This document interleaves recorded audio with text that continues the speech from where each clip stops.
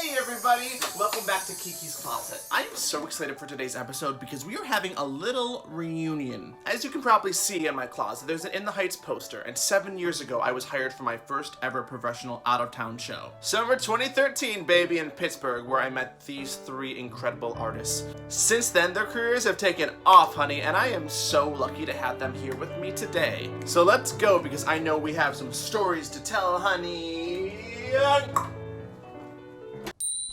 Come and play in Kiki's Closet today. I met them in Alvadio, but today they're here in Kiki's Closet. Please help me welcome Michelle Ventimiglia, Marina Pyrus, and Claire Saunders. Hey ladies, how is everyone doing? I'm doing well. I'm being as creative as I can be in this time where we're all forced to be away from each other and away from our homes, basically our theatrical home. I'm doing really well as well, thank God. I've been able to spend a lot of time with my parents out on Long Island. I'm not in New York City anymore, which is really sad. I'm really grateful to be okay. I'm okay. I've been in New York City the whole time. Truly have not left, like not even like a little weekend getaway, which is, you know, maybe should be in the books at some point. Anyway, it's just been a really touch and go time emotionally and like spiritually. So that part is less than ideal. So you all started performing pretty early on, right? Yeah. I want to know when the first time you saw yourself represented on stage. Funny story. We all met doing a show called In the Heights, and the first time I saw myself represented on stage was when I saw the first national tour of In the Heights, and I remember thinking like, okay, I should definitely go into this profession. I was really doubting whether there was a place for me and whether I needed to pursue it fully. And that's the moment I decided to go to college for musical theater. I don't remember the first time I saw myself represented on stage, but I know that when I saw the West Side Story movie, that was really big for me. And I know when I saw Rent, that was really big for me. When I saw Rosario Dawson, and the movies were kind of what showed me that I could do it on stage. But I think live on stage, it probably was In the Heights as well. I remember my best friend was like, there's a new musical, like Karen Olivo was in, and we loved Karen Olivo. We listened to the Brooklyn soundtrack like over and over again, and he was like, and there's salsa music in it, like you'll love it. Something that I've always been keenly aware of is how I look. So representation is a little bit of an odd question because I've never seen myself. I've always had an awareness that I would take on parts of what I've seen, the energies of people, the look of this person. And so that's been a little bit of a confusing dialogue that I've had with myself. But I do remember seeing In the Heights actually, and being able to see people and being able to know that because I look like that, I'm like, oh, I can be on that stage and I can do that right now. But as far as feeling represented, that's never been something I've looked for, you know. And I remember even in college, people talking about looking like going after this person, or like, you know, or their career is like, make sure to watch them. And that was never something that I did because I didn't see anybody who was like me. I think because I present as white, I think that's why I connected more to like language. Like if there was ever Spanish speaking in something, I would be like, I would kind of like perk up. Or like the music again, like In the Heights, like when I heard that music for the first time, I was like, oh, like this is me, like this is like my family. Yeah, I'm Latinx. I'm Latina because I'm from Brazil. I was born in Brazil, but I always felt funny checking Hispanic on my little standardized testing boxes because it doesn't fully represent who I am. Like I had to learn Spanish. I had to learn culturally. Like I never danced salsa other than, you know, growing up I danced samba. I ate different foods. The spices were different. The music was different. So it's something that is a part of my American heritage. My Hispanic side is something that was given to me by America. Speaking of shows that embrace a wide array of diversity, Aladdin you're set to make your Broadway debut as Princess Jasmine right before Yeah. COVID started. You were already in rehearsals. What was happening? What went through your mind when you made that announcement that Broadway is like, it's gonna be closed for like 2 weeks, and then like it's turned into months and months? What was going through your mind? And congratulations also. Congrats. Thank you. You know, a lot was going through my mind. It was amazing. It was amazing getting to meet everybody, getting to see the show, and getting to look forward to being on stage with an amazing cast. They're so talented. Everybody on that stage was so alive. I was excited for this new journey. I knew it would probably take longer, and it still really hurt, and it still felt crazy the day that we found out together, but we were in rehearsal. We were just doing a final rehearsal before I started. I was supposed to do press photos that day, and I did do press photos that day. And then right after, I went home and just like rented a car and left New York. It was the weirdest. But we felt the energy shift in the city, and I was just like, I don't know if I'm going to be able to be here in this mindset of like, I was about to make my debut. And so I had to make a choice for my mental health to either go to South Florida, be with my family, or come here and, you know, kind of change that world a little bit and live in a different world for a while. The following day, we were scheduled to tech all the magic carpet stuff. And I was going to get to find out how it worked. So that's the one thing. So that's the one thing that I really, I really want to know the Disney magic.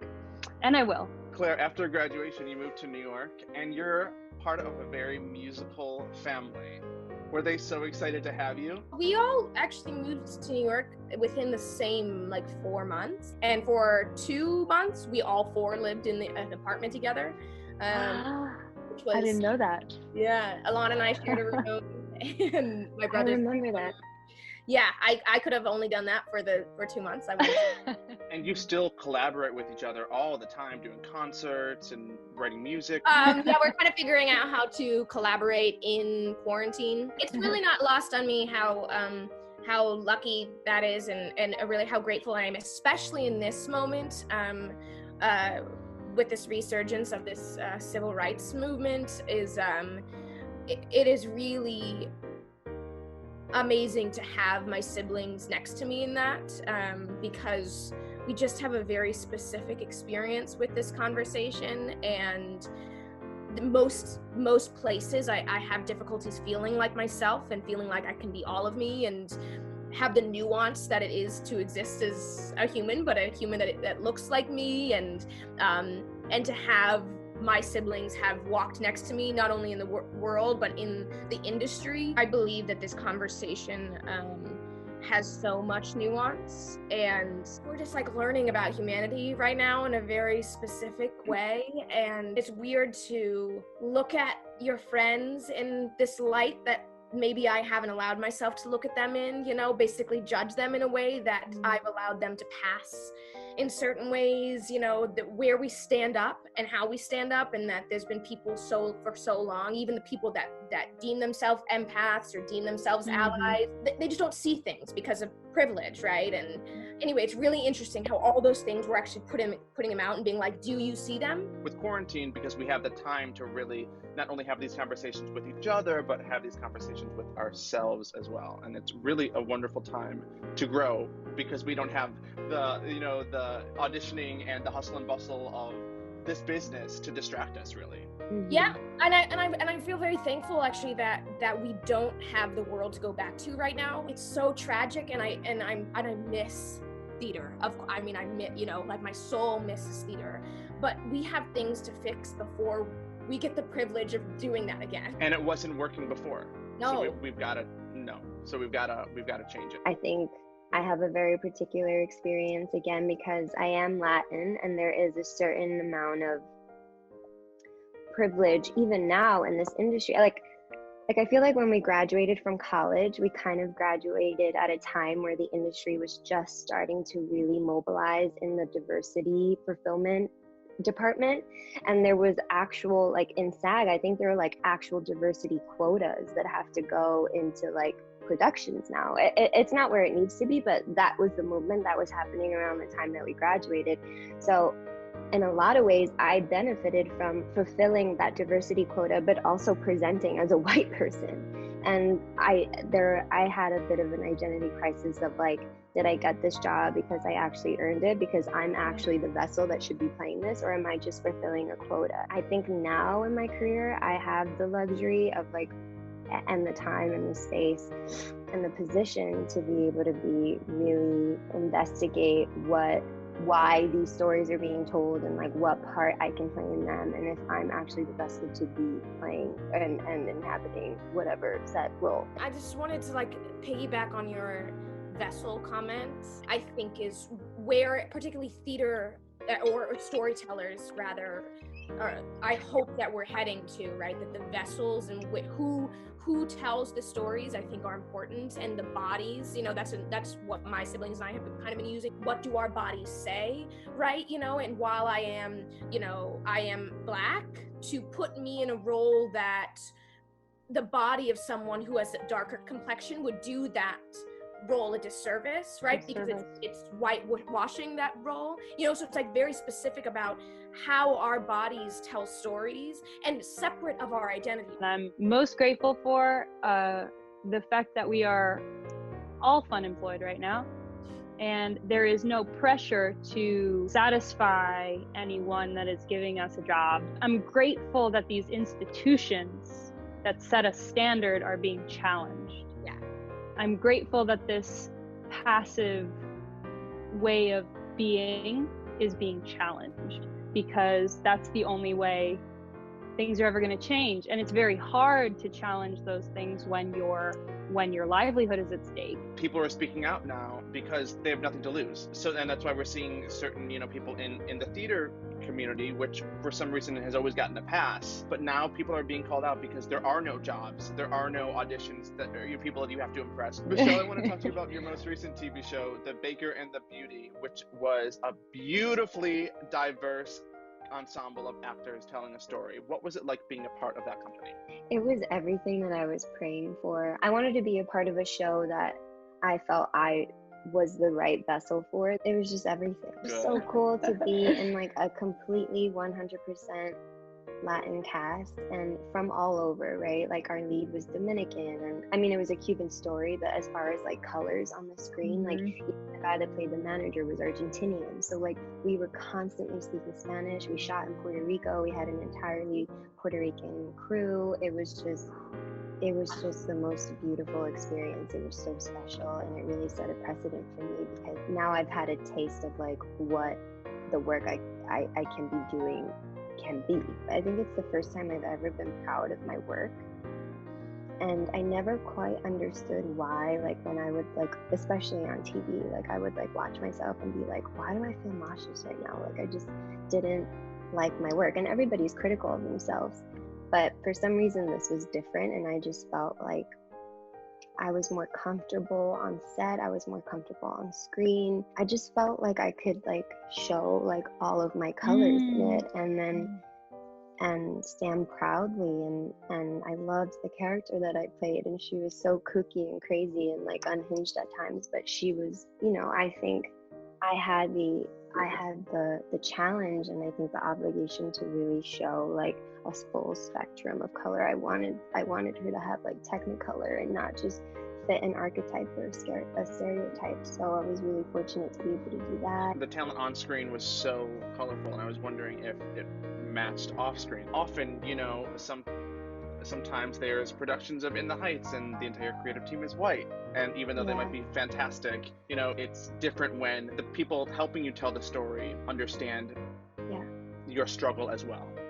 I mean, 50% of our writer's room was Latin, and our showrunner was a white man, but he was really incredible and like holding space for us, holding space for our conversations and listening to our input, and it was very much collaborative, which was the first time that I've ever had that experience. I've never stepped into a room feeling like my voice mattered and my opinion mattered. It's the first time I'm proud of my work.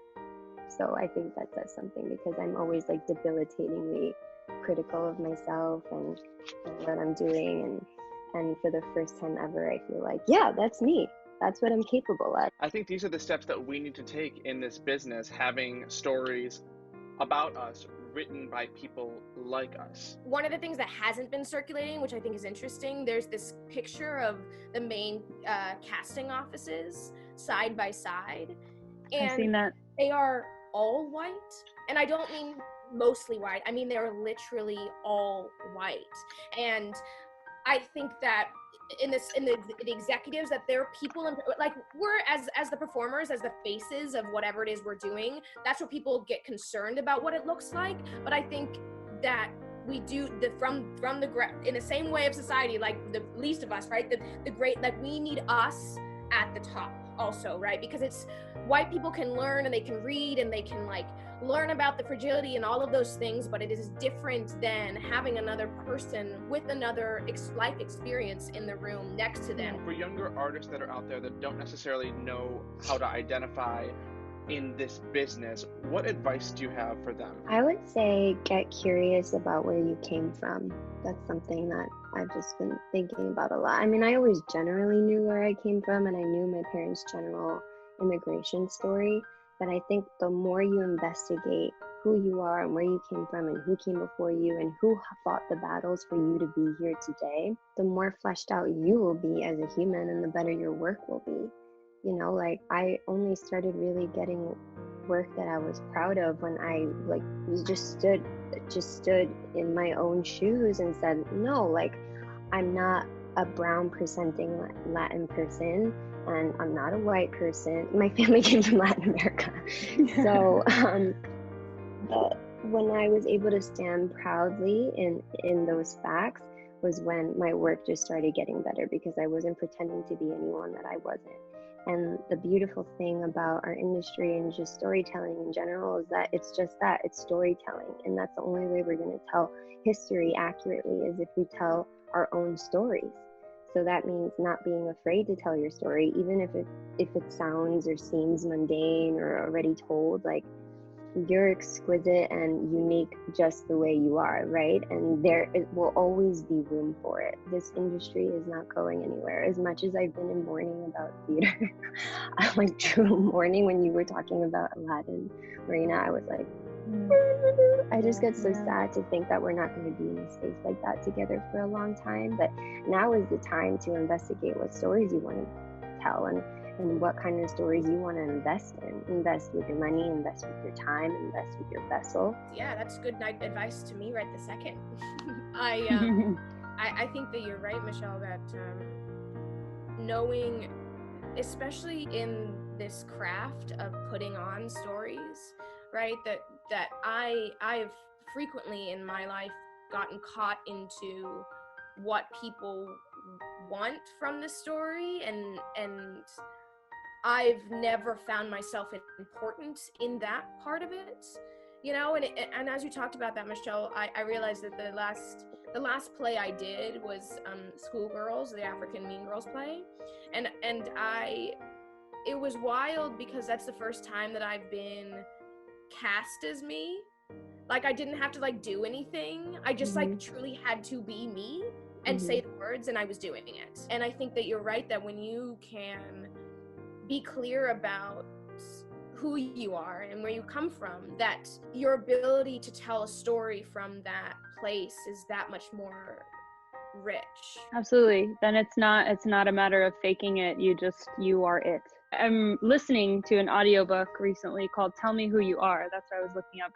The authors by Priya Volchi and Winona Guo. The book is called that because they quote a Native American tradition that says, I don't remember which, and I'm very sorry to misquote it, but I don't tell you who you are, you tell me who you are. And I think that that's a lesson we're learning, is that people identify themselves. And in our industry, especially, we were taught, even us in college, we all went to college around the same time, we were taught to pick a type and fit in the box, and it's only recently that people are really starting to awaken to this idea that pride should be a celebrated thing, and we need to celebrate our heritage. Like, I was so embarrassed of my stories growing up because they didn't fit in with the norm. And you know, my mother was a housekeeper, so I was a stereotype for my entire life. I felt like a stereotype. It came less easily to share all of my insides because I was worried to share. I feel like we're very lucky right now in this moment.